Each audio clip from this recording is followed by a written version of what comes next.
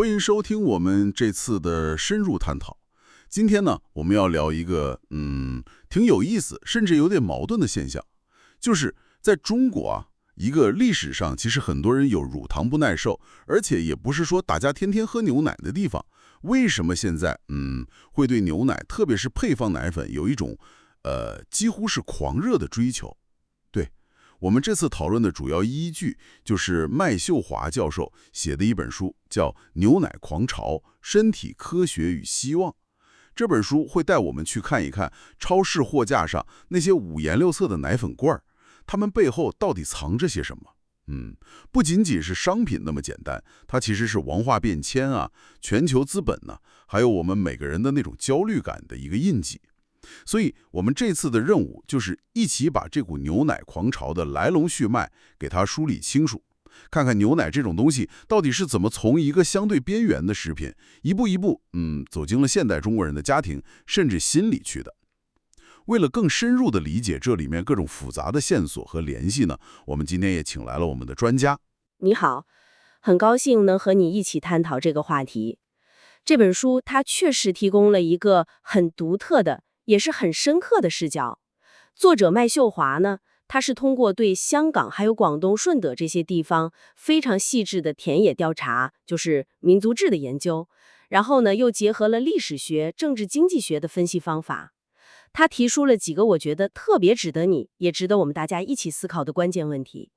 比方说，从历史上看，中国人对牛奶、对乳制品到底是一种什么样的态度，是怎么使用它们的？然后，西方的这种牛奶文化，包括营养观念，它又是怎么一步一步的传进来，甚至能在中国扎根，最后还占据了主导地位的？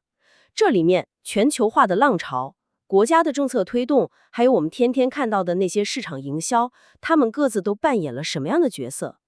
更重要的是，这种对牛奶，尤其是配方奶粉态度的转变，它又怎么反过来非常深刻地影响了我们对比如说怎么当妈妈，怎么当爸爸，就是母职父职观念，还有我们怎么看待健康，怎么定义成功，这些方方面面的想法。书里面有一个对比，我觉得特别有意思，也很有启发性。就是他把像广东顺德那种有很悠久的本土水牛奶文化的衰落过程，和这个西方牛奶，特别是技术含量很高的配方奶粉的强势崛起，并列在一起分析。这种对比一下子就能让我们看清楚很多可能被表面现象掩盖住的东西，看清楚这背后的张力。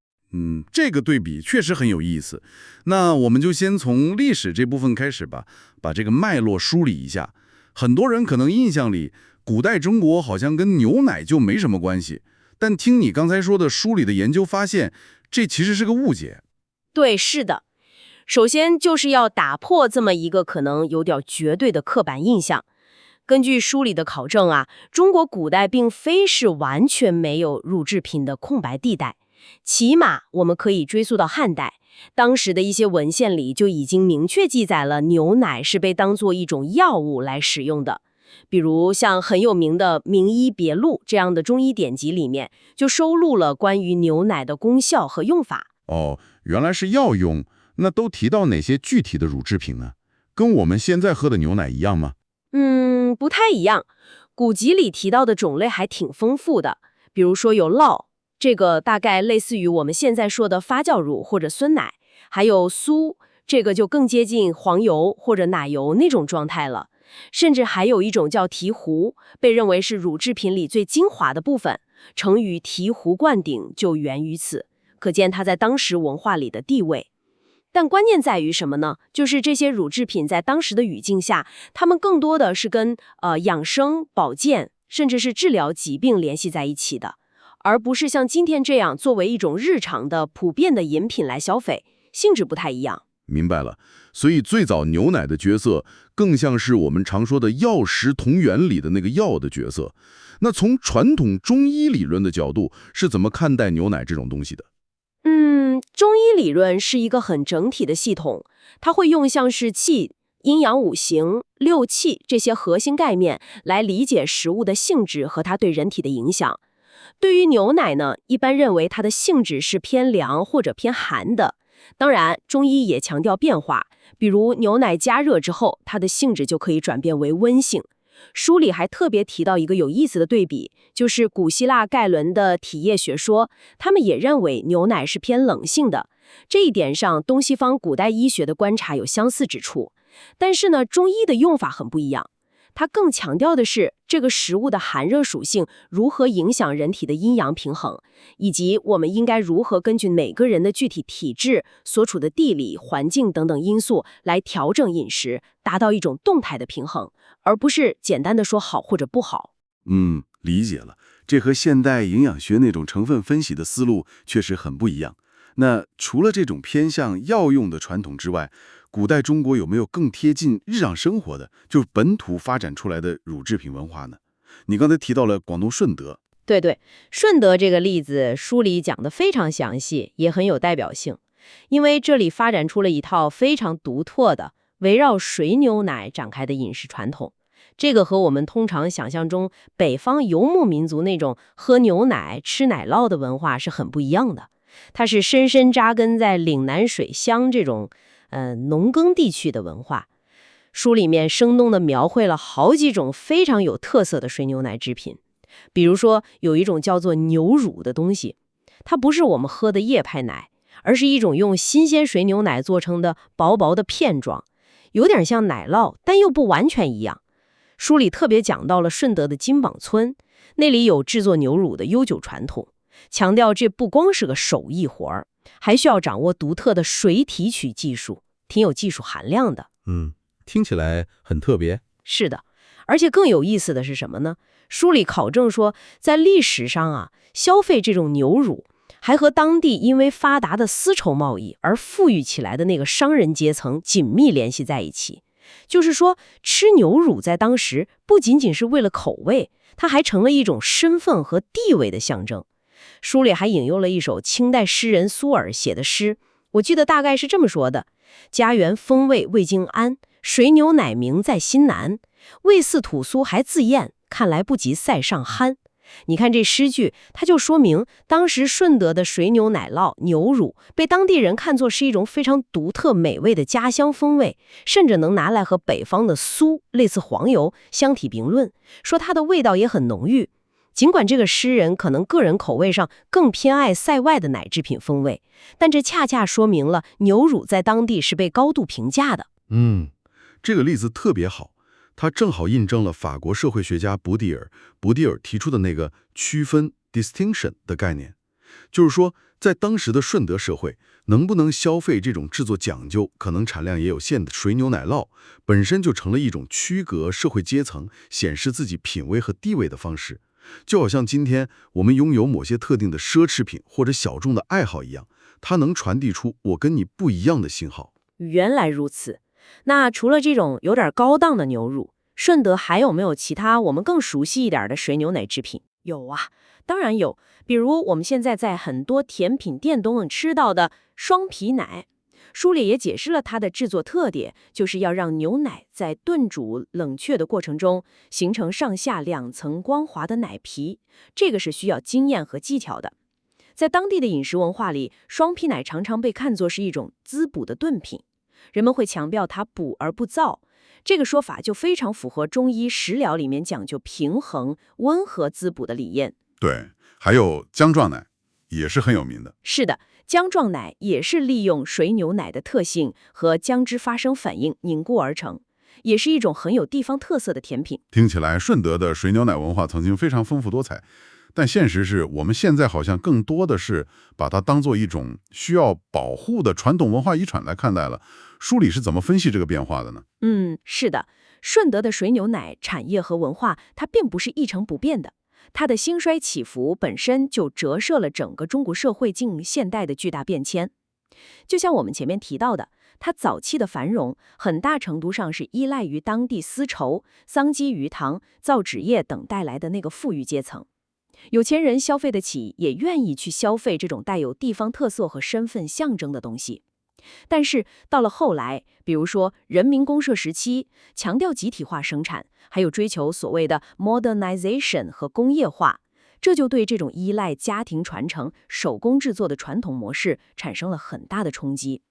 书里面引用了一些当地牛肉制作老师傅，比如林姨、阿欢姨他们的口述回忆。他们提到，当时当地甚至流传着一句俗语，叫做“嫁女莫嫁金榜乡，单起一担牛屎香”。哦，这话怎么讲？这话其实挺形象地反映了，在那个追求工业化、现代化的时代背景下，像制作牛肉这种传统的和养牛打交道的农副业，被认为是非常辛苦，而且社会评价相对不高的。那个牛屎香就带有点自嘲和无奈的味道。确实能感受到那种时代的烙印。那改革开放以后呢？按理说市场经济了，应该有机会复兴吧？改革开放以后，挑战其实更大了，而且是不同性质的挑战。首先是土地政策的变化，快速的城市化进程导致原来养水牛需要的那些鱼塘、滩涂、草地空间急剧减少，很多传统的养牛农场被迫搬迁，甚至消失，水牛奶的源头就受到了很大影响，产量自然就下降了。其次，也是更关键的一点，书里敏锐地指出，随着整个社会都在快速地拥抱现代化、学习西方标准的时候，媒体和社会观念有时会有意无意地把这种本土的传统的水牛奶文化和落后、不卫生、不科学这些负面标签联系在一起。哦，这个视角很重要，就是说，它不光是经济上的衰落，还有文化上的被边缘化。没错，这种观念上的变化，就好像在为后来那种被认为是现代、科学、营养丰富的西式牛奶的大规模进入和扩张，悄悄地铺平了道路，形成了一种此消彼长的关系。这就很自然地引出了我们下一个关键问题了。既然本土有自己的乳制品传统，那西式的牛奶，特别是我们现在超市里最常见的那种，它又是怎么一步步进入，并且最终几乎主导了中国市场的呢？书里是怎么分析这背后的驱动力的？书里分析了几个关键的驱动力，这是一个逐步叠加的过程。首先不能忽视的是殖民主义的早期引入作用，这个在香港表现得特别明显。书里提到，最早是英国的殖民者，他们出于自身健康的需求，比如当时在香港流行一些热带病，让我们很头疼，中医叫做香港热什么的。他们相信牛奶的营养价值，所以就从英国引进了奶牛，并且建立了牧场。比如现在在香港还非常有名的那个牛奶公司 Dairy Farm， 它的建立就和这段历史直接相关。书里还提到了像苏格兰医生文逊港的人物在其中的推动作用。当然，除了健康需求，可能也有一定的战略物资储备的考虑。这背后其实是西方营养科学观念的强势输入。当时像英国科学家普劳特这些人已经提出了牛奶是完美食物这样的观点，认为它包含了人体所需的所有基本营养素。这种观念随着殖民体系被带到了香港。所以可以理解为，牛奶在香港的早期普及是和殖民者的生活习惯、他们的健康观念以及他们带来的那种科学话语权紧密联系在一起的。对，可以这么理解，这奠定了一个基础。类似的情况其实也发生在当时中国内地的其他一些被迫开放的通商口岸，比如上海、天津、哈尔滨、大连这些地方都有欧洲人建立的西式奶油厂，满足侨民的需求，也开始慢慢影响当地的一些富裕阶层。这是早期的引入，那后来呢？特别是新中国成立以后，以及改革开放以后，奶业又是怎么发展的？新中国成立后，奶业有发展，但规模和普及度都还很有限。改革开放之后，情况开始变化。一方面出现了一些国有的乳品企业开始起步发展，比如上海的光明乳业就是一个典型的例子。书里还提到，当时像联合国世界粮食计划署 WFP 在中国实施的一些援助项目，比如学生奶计划的雏形，也对推广牛奶消费起到了一定的推动作用。但是，好像真正的爆发式增长，让牛奶变得随处可见，是更晚一些时候的事情。我记得好像是90年代末，21世纪初。对，你说的非常准确。真正的转折点或者说引爆点，确实是在1990年代末到21世纪初这段时间。你会发现，这不是一个单一因素造成的，而是几个非常强大的力量在这个时期汇合到了一起，共同推动的结果。首先是国家层面，当时把追求 GDP 高速增长作为压倒性的经济发展目标。这为大规模产业扩张提供了宏观背景。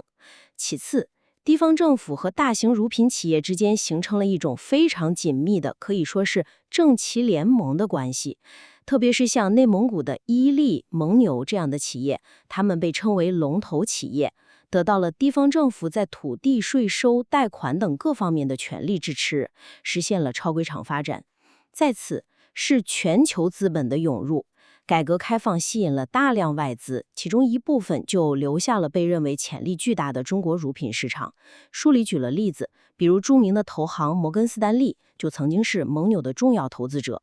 最后也是非常关键的一环是技术的突破和应用，特别是2项技术，一个是 UHT， 也就是超高温瞬式灭菌技术，另一个是利乐包装。这个 UHT 和利乐包我们现在太熟悉了，能不能稍微解释一下这2项技术为什么这么关键？它们具体是怎么改变了格局的？当然可以，这个非常重要。UHT简单说，就是用非常高的温度，比如135到150摄氏度，对牛奶进行极短时间、几秒钟的加热处理，这样可以瞬间杀死牛奶中几乎所有的细菌和它们的芽孢。而利乐包装呢，是一种由纸、塑料薄膜和铝箔复合而成的无菌包装材料，它可以有效地隔绝光线和空气。当 UHT 处理过的无菌牛奶被灌装到同样无菌的利乐包装里之后，它就可以在常温下，不需要冷藏，保质好几个月甚至更长时间。明白了，这就彻底解决了以前鲜牛奶保质期短、必须冷链运输和储存的大难题了。完全正确。你想想，在没有这2项技术之前，牛奶的生产和消费基本上是区域性的。一个地方的奶牛场，它的销售半径非常有限，因为鲜奶很快会坏掉。但是 UHT 和利乐包的普及彻底打破了这种地域限制，它使得像内蒙古、东美这些拥有广阔牧场、奶源成本相对较低的地区的牛奶，可以被加工成常温奶，然后通过普通的物流运输卖到全国各地，包括那些远离奶源地的南方城市和乡村。这一下子就把市场空间扩大了无数倍。是的，这极大地改变了中国的乳制品市场格局。北方的廉价奶源冲击了地方性的小品牌，也使得大型乳企能够迅速地通过规模效应和渠道扩张占领全国市场。可以说，没有 UHT 和利乐包，后来席卷全国的那种牛奶狂潮的物质基础是很难建立起来的。理解了技术在其中的关键作用。好，我们刚才主要讨论了西式牛奶，特别是常温奶在内地的扩张。我们再稍微把视线转回香港。除了殖民时期引入的鲜牛奶，书里面好像还花了不少篇幅来讨论香港本土的2种非常有特色的饮品——奶茶和豆奶。他们的故事似乎也折射出很多香港社会独特的变迁印记。对香港的茶餐厅文化，这确实是一个观察香港社会变迁的绝佳窗口，也是这本书里一个很有趣的部分。茶餐厅可以说是香港最重要的一个文化符号之一了。书里描述了茶餐厅早餐里面牛奶的那种无处不在的感觉。你点个麦片肯定要加奶，点个炒鸡蛋，有时候师傅会偷偷加点蛋奶或者吉莲奶油，让它更滑嫩。当然还有最经典的，几乎人手一杯的港式奶茶。书里还提到了一个很有意思的细节观察，就是在茶餐厅里，你喝到的奶其实也是分3、6、9等的。怎么说？就是说，如果你点的是比较贵的套餐，可能会给你用玻璃瓶装的那个特定牌子，就是牛奶公司的鲜牛奶，这被认为是最新鲜的、最高档的。然后呢，可能就是普通的用利乐包装的那种鲜牛奶。最便宜、最大众的就是用炼乳或者淡奶加水冲调出来的那种奶水，主要用在奶茶或者咖啡里。这种细微的差别其实就反映了当时香港社会里人们对于新鲜度、品牌价值，甚至可能和社会阶层都有关联的一些微妙的观念和区分。是的，这里面既有殖民历史留下的印记，比如对特定英国公司品牌的推崇，也和不同社会阶层，比如普通打工仔和白领的消费能力、消费习惯都有关系。与此同时呢，书中还深入探讨了另一个非常能说明问题的香港本土饮品维他奶。它的故事简直可以写进市场行销的教科书了。维他奶就是那个豆奶，它跟牛奶有什么关系？关系大了。书里讲到维他奶的创始人罗桂祥博士，他最初创立这个品牌其实是抱着一种很强的社会理想。他看到当时很多香港的普通市民，特别是贫困人口，营养摄入不足，而牛奶又比较贵，他就想能不能用营养同样丰富但成本更低的黄豆来制作一种豆奶，作为牛奶的替代品，来改善大家的营养状况。这个初衷听起来非常好啊。那效果怎么样呢？效果嘛，一开始并不理想。一个很重要的原因，又回到了我们之前讨论过的文化观念上了。在很多老一辈香港人的传统中医观念里，豆制品，特别是豆奶，被认为是寒凉性质的。他们觉得这东西不能常喝，喝多了对身体不好。书里甚至记载了一个挺生动的仪式，说曾经有位老太太当面指责罗桂祥博士，说他卖这种寒凉伤身的东西是不道德的行为。哇，这个阻力还真不小。那维他奶后来是怎么成功的呢？我们现在看到的维他奶可是非常受欢迎的。对，转折点发生在上个世纪的70年代。一方面，维他奶也和牛奶工业一样，引进了 UHT 灭菌和利乐包装技术啊，又是这两项。是的，这让维他奶也能够常温保存，方便携带和销售，摆脱了以前需要冷藏或者当天饮用的限制。但更关键的是，它在市场定位和营销策略上做了一个非常聪明的大胆转型。它不再把自己定位成穷人的牛奶或者牛奶的廉价替代品。你想啊，谁愿意买一个标签是廉价替代品的东西呢？它反其道而行之，把自己重新包装成一种时髦的、现代的、年轻人喜欢的饮品，甚至有点像汽水那样酷酷的感觉。重新定位成饮品而不是营养品。对，当时的广告语就特别能体现这一点，叫做维他奶无脂汽水更简单。意思就是说，维他奶它不只是汽水那么简单，暗指它比汽水更有内涵，更健康。他们还请了当时在香港非常红的，象征着青春、活力，甚至有点西化和国际化的明星来代言，比如萧芳芳，还有像温拿乐队 The Winners 这样的年轻偶像组合。这个营销策略可以说是精准地踩中了当时香港社会发展的节拍。那时候香港经济正在快速起飞，本土意识开始抬头，年轻人追求独立和个性，中产阶级的消费文化也在形成。维他奶的这种新形象正好契合了这种时代精神。结果呢，它反而成功地摆脱了最初那种廉价替代的形象，一跃成为了代表现代香港人身份认同的一个重要符号，和香港一起成长。哇，这真是一个非常经典的品牌重塑案例，从营养替代品变成了文化符号，太有意思了。那我们再说说港式奶茶呢？它又是怎么从可能最初源自英国殖民者的下午茶习惯，演变成今天被认为是代表香港草根精神的文化符号的？港式奶茶，特别是那种我们现在熟知的，用一个看起来像丝袜的细密滤网反复过滤冲煮出来的丝袜奶茶，它的演变过程也很有代表性。它确实经历了一个从殖民时代的精英阶层饮品，逐渐向平民化、本土化转变的过程。这个转变的主要载体就是香港街头的大排档和后来遍地开花的茶餐厅。在这个过程中，它的制作工艺也发展出了独特性。比如，为了追求更浓郁、更香滑的口感，师傅们会混合几种不同的粗细茶叶，然后那个反复拉茶的动作，就是把煮好的茶水从高处冲到另一个茶壶里，说句能让茶和空气更充分接触，口感更顺滑。这些都成了港式奶茶的独特技艺。不光是口感，好像它还被赋予了很多文化意义。对，这是更重要的层面。港式奶茶被很多人，特别是老一辈香港人，看作是香港精神的一种象征。书中引用了香港餐饮界的代表人物黄家和先生的一个观点，他认为一杯看似简单的港式奶茶里面，其实蕴含着所谓的狮子山精神。狮子山精神具体指什么呢？指的就是那种代表了香港人核心价值观的东西，比如灵活应变，用炼奶代替鲜奶，勤奋务实，一天卖几百上千杯，包容融合，中西结合的产物，还有合作精神，在餐厅里不同工种的配合，就是那种在艰苦环境里打拼出来灵活务实永不言败的精神。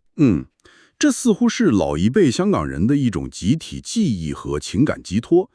那对于现在的年轻人来说，奶茶对他们又意味着什么呢？可能感受又不一样了吧？是的，对年轻一代来说，意义可能又有所不同，更加个人化和日常化。书里观察到，通过一些当代的流行文化载体，比如有一本很受欢迎的漫画叫做《奶茶通俗学》（Milktology），还有很多类似的插画设计等等，奶茶更多的成为了都市白领日常生活中不可或缺的一部分。它可能是在你加班疲惫时的一杯提神醒脑的能量水，也可能是在快节奏、高压力的都市生活中提供片刻慰藉和放松的 comfort food。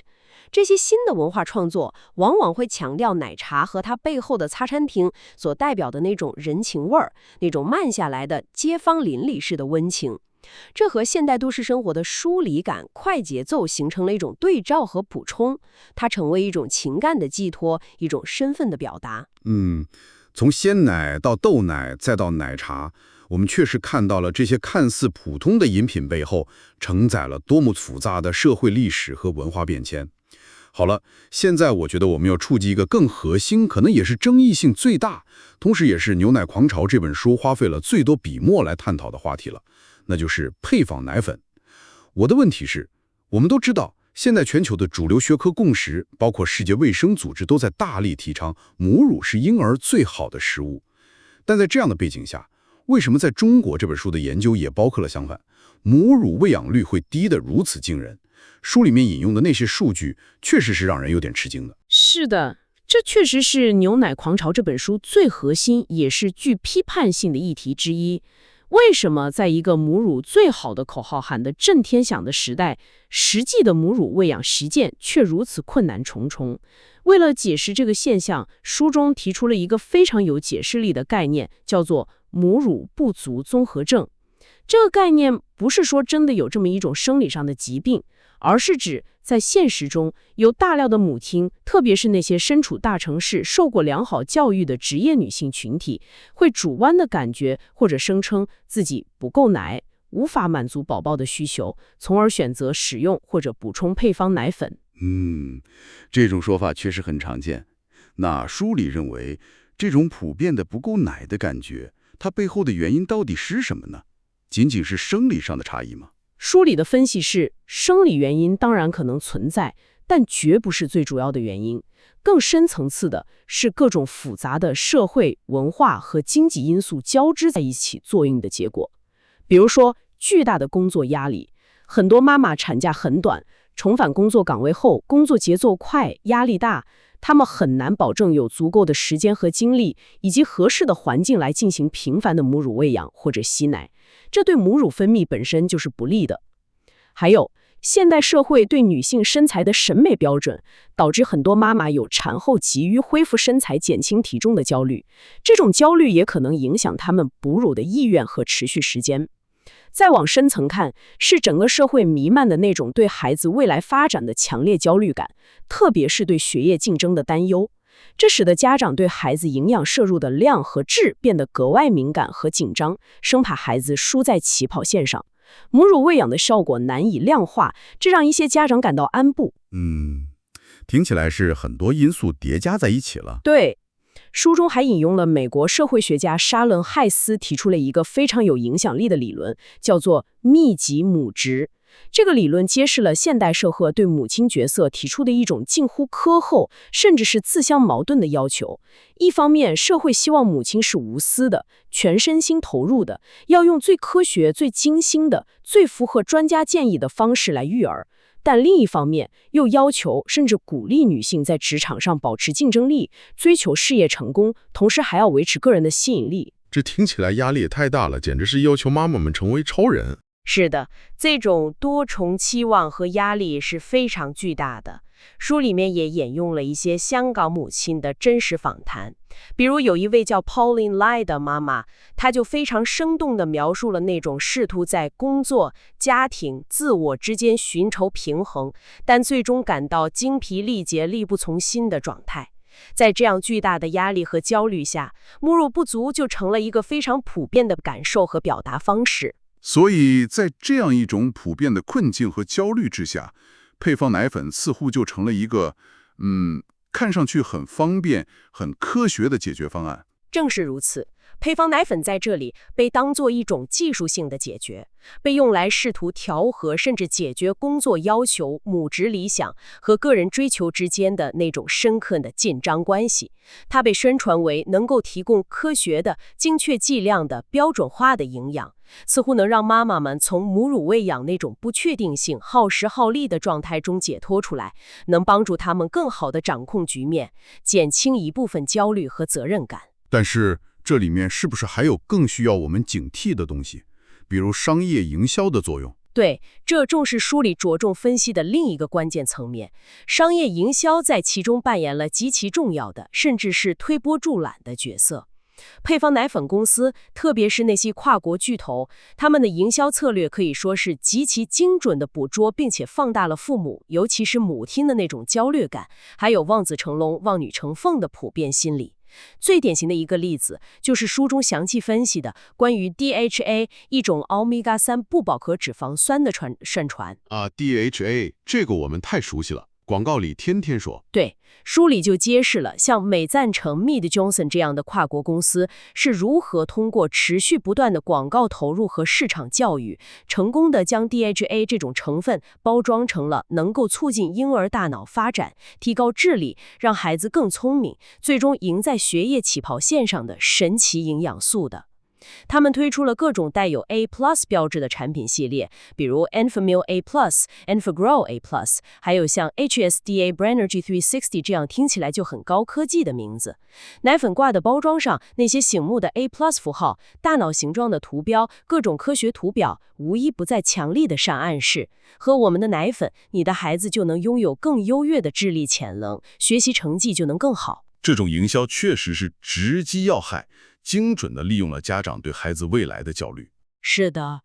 而且他们还会利用所谓的专家推荐，比如邀请医生、营养师来站台，举办各种育儿讲座，在母婴杂志和网站上投放大量科普文章，用看似客观中立的科学语言来强化配方奶粉，特别是添加了各种抑制成分的配方奶粉的优越性。在这场关于喂养方式的讨论和选择中，我们主要谈了母亲面临的压力和影响的因素。那么父亲呢？他们在这股牛奶狂潮中又扮演了一个什么样的角色？书里是怎么看的？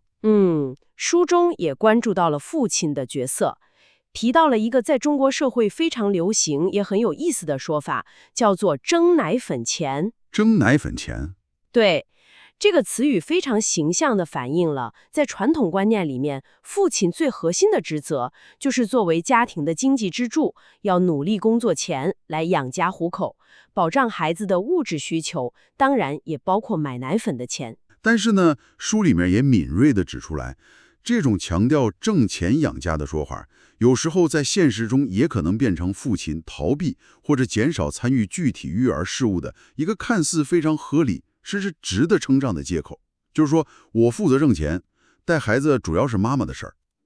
确实有这种现象，不过现在好像也有变化，社会上对爸爸参与育儿的期待好像越来越高了。对，书里也观察到了这种变化的趋势，就是所谓的后现代新父职观念的兴起。媒体和社会舆论开始越来越多的宣传和塑造暖男、超级奶爸这样的理想父亲形象，强调父亲在孩子成长过程中的陪伴、互动和情感支持的重要性，而不仅仅是提供经济支持。在这样一种新的文化氛围下，为孩子提供最好、最安全的物质条件，特别是购买那些价格昂贵的进口名牌配方奶粉，就成了一些父亲，特别是中产阶层父亲，表达父爱、履行保护者角色的一种非常重要的方式。具体是怎么体现的呢？和母亲的焦虑有什么不同或者联系吗？书里提到了一些例子，比如在香港，有些父亲会认为确保孩子喝上最好、最安全的进口奶粉是他们作为父亲不可推卸的责任，这种责任感非常强。书里甚至提到，在某些情况下，有的父亲会因此给孩子还在努力进行母乳喂养的妻子施加压力，觉得母乳没营养或者不够，希望他尽快转用他们认为更高级、更有保障的进口奶粉。这里面也能看到父亲自身的焦虑感。而在中国内地呢，书里举了一个广东顺德的例子，是一位姓陈的巴士司机。他每个月的收入可能并不算非常高，但是他会把月收入中相当大的一部分，甚至可能是一半，都用来给他的孩子买那种非常昂贵的进口品牌配方奶粉。哇，一半的收入，这负担很重啊。是的，对他来说，这首先是一种沉甸甸的责任感的体现。但同时，书里分析，这里面也可能带有一种补偿心理，就是说，他可能觉得自己年轻的时候或者成长过程中物质条件不够好，有很多欠缺。现在有了孩子，就希望下一代能够拥有自己当年无法企及的最好的物质条件和发展机会。买进口奶粉就成了这种补偿心理和美好期望的一个具体承载。同时呢，对像陈先生这样的普通工薪阶层来说，能够消费得起这种国际化的昂贵的商品，也是他认同并且试图去实现的一种与国际接轨的现代中产生活方式的象征，哪怕在经济上需要付出很大的努力和牺牲。这种通过消费来表达父爱、责任感和追求现代心理，确实很值得思考。那么，这种对进口奶粉近乎执念的追求，很自然的就联系到了前些年我们都非常关注的一个社会现象，就是大量的内地父母涌到香港，甚至去国外抢购进口配方奶粉。这背后毫无疑问是深刻的食品安全焦虑。对，完全正确。要理解这种现象，以及整个中国社会对配方奶粉的焦虑和不信任，2008年的三鹿奶粉事件是一个无论如何也绕不过去的、具有分水岭意义的关键转折点。牛奶狂潮这本书也用了相当的篇幅来深入剖析这起事件带来的极其深远和广泛的影响。它带来的冲击绝不仅仅是暴露了个别无良企业的恶劣行为和当时存在的严重的食品安全监管漏洞那么简单。更重要的是，它几乎是摧毁性地打击了中国消费者对于国产奶粉乃至整个国家的食品安全认证体系和监管能力的信任基础。这种信任的崩塌，后果是非常严重的。能具体说说为什么说它摧毁了信任基础吗？除了三鹿本身的问题之外，有几个方面，比如说三鹿事件曝光后，国家相关部门对婴儿用奶粉的国家标准进行了修订，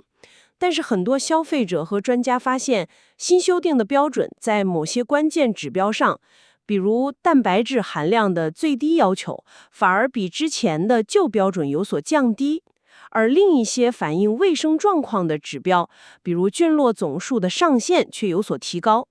这种看似倒退或者降低门槛的标准修订，让很多本来就充满疑虑的消费者感到非常困惑，无法理解，甚至更加不信任。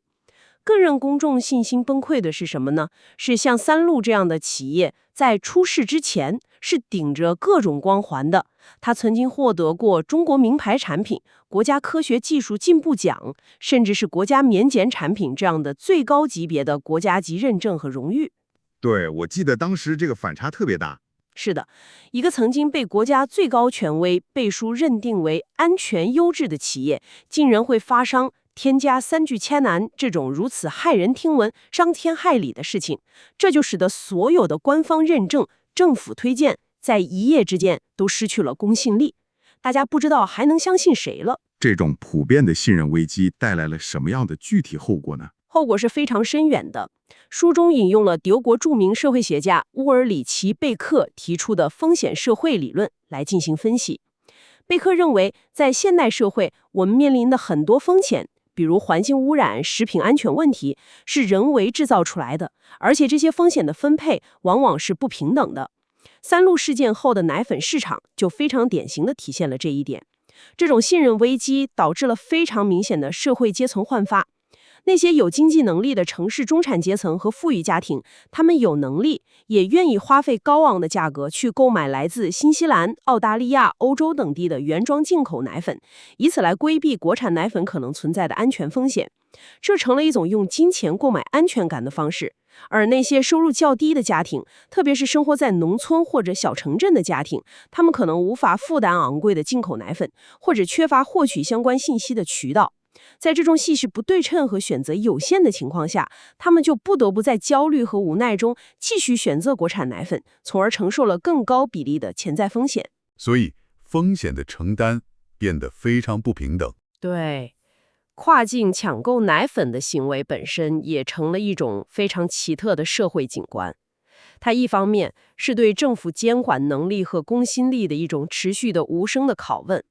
另一方面，对于那些参与抢购的父母来说，能够给孩子提供安全、放心的进口奶粉，在某种程度上也成了他们展现自己是有能力、负责任、关爱孩子的父母身份的一种象征。尽管这个过程可能充满了艰辛和不易。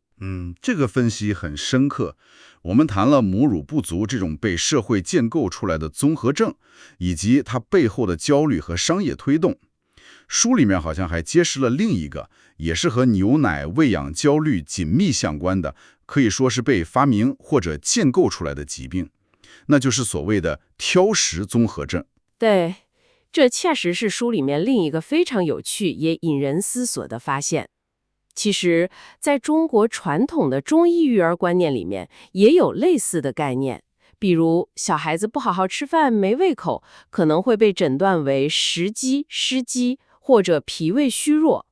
中医会认为这是因为喂养不当，比如吃得太多、太杂，或者吃了生冷寒凉的东西，损伤了脾胃的消化功能。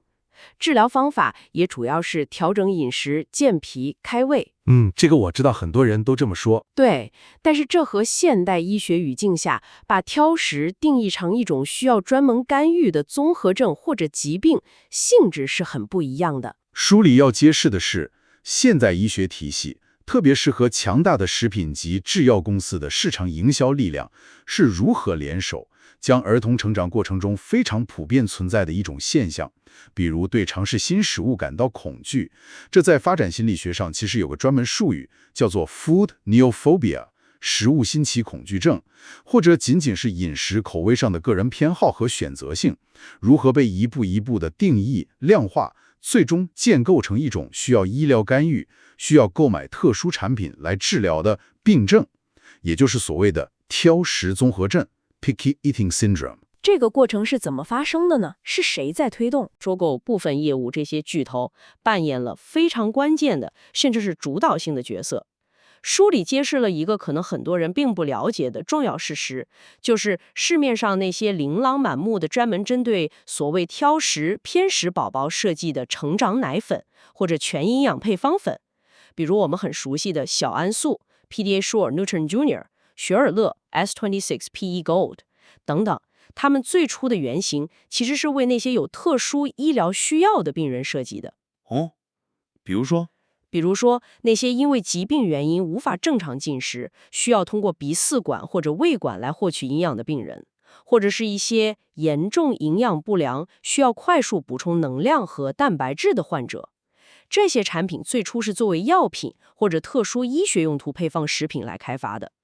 但是这些公司通过一系列非常成功的市场运作，把这些原本针对病人的高能量、高营养密度的产品，成功的推广给了那些可能仅仅是胃口不太好，或者吃饭有点慢，或者不爱吃某些水果蔬菜也，但身体本身完全健康的普通儿童。他们具体是怎么做到这一点的呢？用了什么策略？书中用了一个概念叫做医药连接 （Pharmaceutical Nexus） 来描述这种药企、食品企业与医学界市场营销之间形成的复杂而紧密的合作网络和运作模式。具体来说，大概包括了这么几个方面。第一，是投入大量资金去赞助和支持相关的医学研究。这些研究的目的往往是用一些看似客观的科学数据来论证挑食现象在儿童中是多么普遍，以及它可能对儿童的生长发育，比如身高体重不达标、智力发展、免疫力等等方面带来多么严重的危害或风险。用科学研究来制造问题的严重性。第二，是通过各种途径去影响医生，特别是儿科医生和注册营养师的专业建议，比如赞助学术会议、提供研究经费、给医生提供产品试用装等等。这样，当焦虑的家长带着挑食的孩子去看医生或者咨询营养师时，这些专业人士就更有可能向他们推荐类营养补充品。第三，是开发各种简单易用的 online 自测工具、评估量表。比如书里提到了雅贝公司开发的一个叫做 IMFED Interactive Malnutrition Screening Tool for Dietitians。家长可以在网上回答一些关于孩子饮食习惯和生长情况的问题，然后系统就会诊断出你的孩子是不是属于挑食、偏食或者营养不良的高风险人群，需要干预。这就让家长自己就能确诊了。对，这就大大降低了被诊断的门槛儿。最后，也是最直接、最大范围影响公众认知的手段，就是铺天盖地的广告宣传。广告宣传又是怎么具体操作的呢？他们是怎么说服家长的？广告的核心策略始终是围绕着制造焦虑和提供解决方案这两个基本点。他们会不遗余力地将儿童的挑食偏食行为和一系列家长最担心的负面过果紧密地联系在一起，比如长不高、发育迟缓、比同龄人瘦小、学习跟不上、注意力不集中、抵抗力差、容易生病等等。通过反复强调这些潜在的风险，来不断的激发和强化家长的焦虑感，然后呢，就顺理成章的，也是非常自信的，将他们生产的那些营养强化配方奶粉，也就是我们市面上俗称的偏食奶粉，定位为解决所有这些问题的灵丹妙药，告诉你只要喝了我们的产品，就能追赶成长、均衡营养、增强免疫力。甚至有些广告还会更进一步，暗示用了这些产品不仅仅是能弥补不足、解决问题，甚至还能激发潜能、提升表现，比如让孩子更有精力去参加各种课外班、兴趣班，变得更聪明、更强壮，最终在日益激烈的社会竞争中脱颖而出。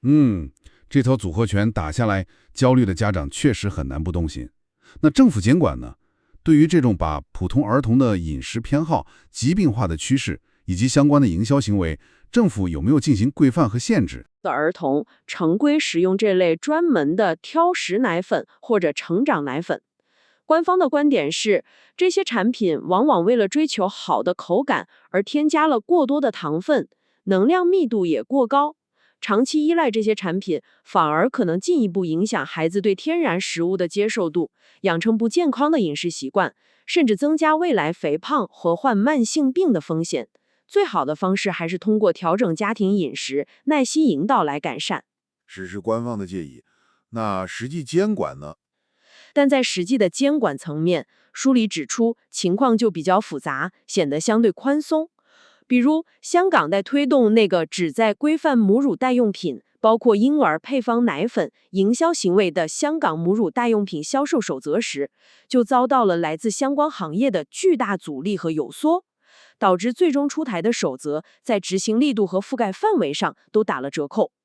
特别是对于那些针对1岁以上较大儿童的所谓成长奶粉、助长奶粉、偏食奶粉，相关的营销限制就更加不严格了。这就给企业留下了很大的操作空间，可以通过各种方式来影响家长的选择。所以，如果要做一个总结的话，无论是我们前面讨论的母乳不足综合症，还是现在谈到的挑食综合症，这两种现象被医药化 （medicalization） 的过程。所谓的医药化，我再解释一下，就是指把一些原本可能属于正常生理波动范围，或者是更多有社会文化经济因素导致的问题，重新定义和解释为需要医疗手段介入、需要药物或特殊产品来治疗的疾病。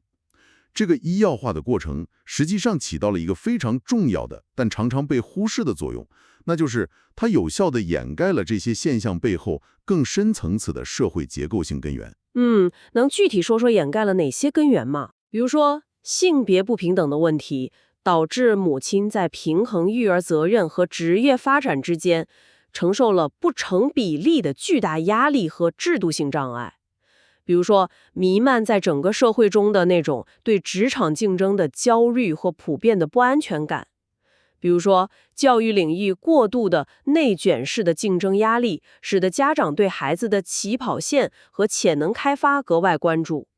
再比如说，一个未能给所有公民提供稳定可靠、值得信任的食品安全保障体系，导致了普遍的不信任和焦虑。所有这些深层次的结构性的问题，本来是需要通过社会政策的改革、制度的完善、文化的转变来解决的。但是配方奶粉，无论是给婴儿喝的，还是给那些被贴上挑食标签的儿童喝的，都被强大的市场行销力量以及渴望找到简单解决方案的焦虑个体共同塑造和接受，为能够解决这些复杂社会结构性问题的灵丹妙药。这听起来就好像是把本来需要整个社会共同谈思的系统性问题，巧妙地转化成了个体，特别是母亲需要独自面对、自我归咎，并且通过购买特定商品来解决的个人责任了。对，你说的非常精准，正是如此。这种现象其实非常典型地反映了在新自由主义成为主导意识形态的社会背景下的一种普遍趋势，那就是个体被前所未有的强调要为自己的健康、风险和成功负责，而负责的方式在很大程度上又被引导向了通过消费行为来实现，购买特定的商品、服务，以此来管理自身的健康，规避社会风险，追求个人和家庭的成功。与此同时呢，这种趋势也反过来塑造了一种关于什么是理想的儿童、什么是成功的育儿的社会标准。孩子们被期望必须是聪明的、强壮的，发育指标是达标的，在各种竞争中是有优势的。而父母，特别是母亲，则承担了实现这一目标的巨大压力。而最终，这种围绕着牛奶和配方奶粉所形成的狂潮，以及背后所反映的社会焦虑和不平等的风险分配，可能在无形之中进一步加剧了社会的不公平。比如说，那些处于整个产业链最底端的奶农，他们的生计可能非常脆弱，在市场波动和食品安全危机中，往往是首当其冲的受害者。还有那些经济条件比较差的家庭，他们可能既无法负担昂贵的进口奶粉来购买安全感，也更容易受到不实或者夸大营销宣传的影响，在焦虑中做出未必最优的选择，承担了不成比例的风险和经济代价。而同时呢，城市的上阶层则可以通过他们的消费能力，比如选择最昂贵的有机进口奶粉，购买各种品牌的营养补充剂，来区隔自身，彰显自己的社会地位，并试图以此来维护甚至提升下一代的竞争优势。时事借助买秀华教授的这版著作《牛奶狂潮》，一起非常深入地探讨了中国社会围绕着牛奶这种看似普通的食物所产生的种种复杂而深刻的面向。我们看到了，这真的绝不仅仅是一个简单的饮食习惯变迁的故事那么简单。在它的背后，我们可以清晰地看到悠久的历史传统与剧烈的现代性冲击之间的张力，看到殖民主义留下的遗产与全球化浪潮带来的力量如何交织，看到国家政策的宏大叙事与市场营销的精妙策略如何互动，更看到了无数的个体和家庭在这样一个快速变迁的时代洪流中，他们所感受到的焦虑、他们的希望与他们的艰难抉择。从广东顺德水牛奶文化那带着独特地方韵味的兴衰故事，到香港奶茶如何从一个殖民时代的符号，经过本土化的改造，演变为代表香港精神的传奇饮品，再到后来席卷全国的对配方奶粉近乎狂热的追逐，以及伴随这种狂热而生的被发明和建构出来的母乳不足、挑食等等所谓的现代病症。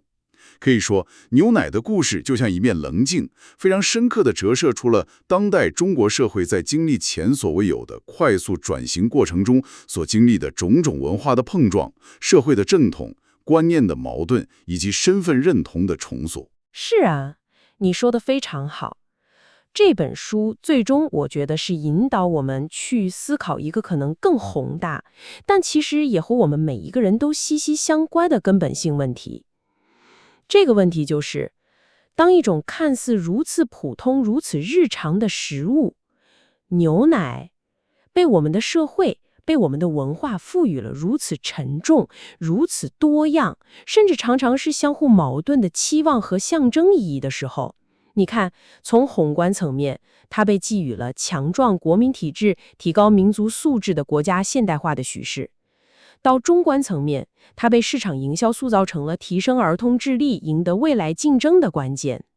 再到微观层面，它甚至成为了体现现代性、科学性乃至社会阶层和品位的符号。当一种食物承载了这么多东西之后，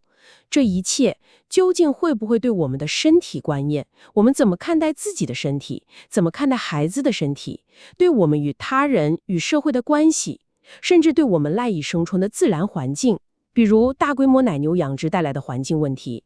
会产生怎样长远而深刻的影响？这可能是我们需要持续追问的。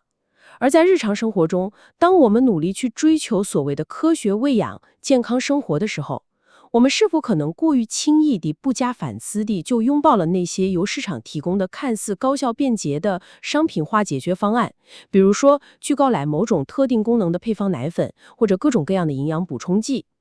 而在这个过程中，我们是否可能忽视了去追问和挑战那些导致我们焦虑和困境的更根本的社会结构性问题，比如我们之前讨论的性别不平等、教育内卷、食品安全体系等等？